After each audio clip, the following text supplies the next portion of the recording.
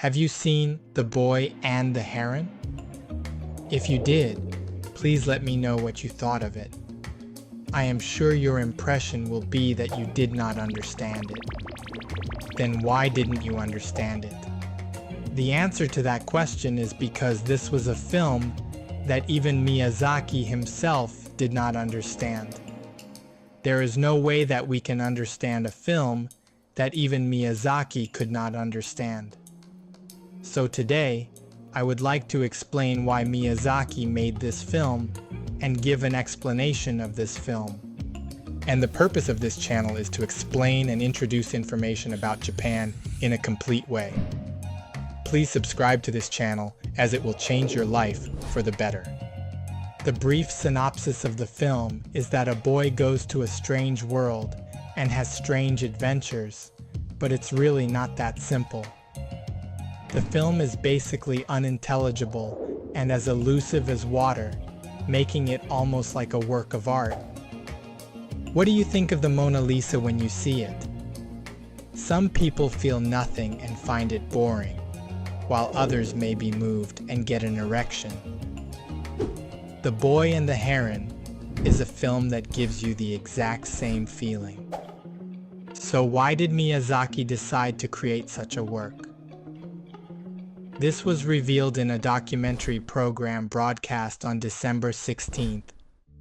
This documentary program closely follows Hayao Miyazaki for 2,300 days, covering him for more than 20 years. And it is impossible to understand The Boy and the Heron without watching this documentary. This documentary began with the death of Isao Takahata, Hayao Miyazaki's nakama and close friend. Isao Takahata was the director of Grave of the Fireflies and Heisei Tanuki Gassen Pompoko, and was a legendary man, 6 years older than Hayao Miyazaki, and an elite graduate of the University of Tokyo. Above all, he was one of the people that Hayao Miyazaki loved the most. All Hayao's films are made for Isao's praise, and half of the conversations he has with young animators are about Isao. When asked in a magazine interview, "What do you dream about when you sleep?" he answered, "I always dream about Isao Takahata. He had such a deep love for Isao." Therefore, Isao's death stopped Hayao's creative activities. Hayao is troubled, Hayao is in pain, and Hayao is talking to Isao, who is nowhere to be found. Isao Takahata's presence was too great for Hayao Miyazaki.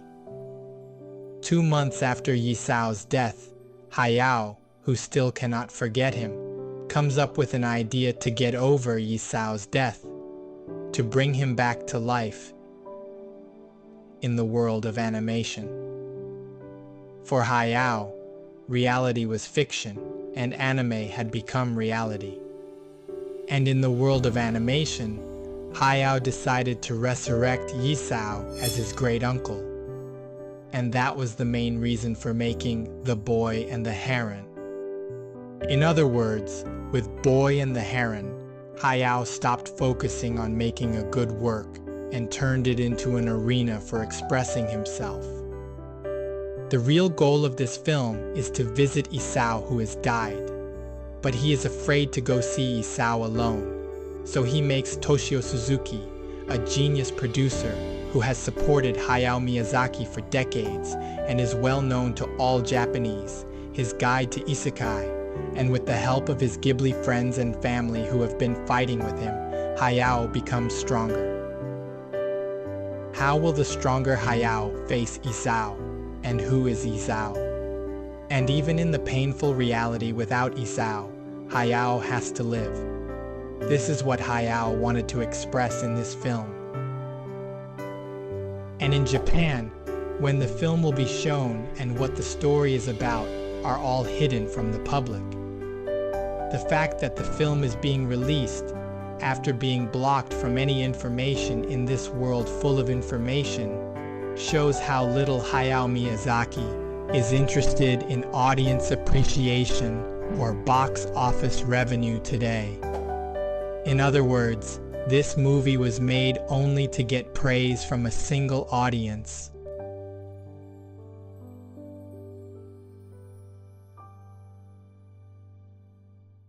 And this is my prediction, but I expect that his next film will be one of Shin Nausicaa, Totoro 2, Howl's Moving Castle 2, or Ponyo 2.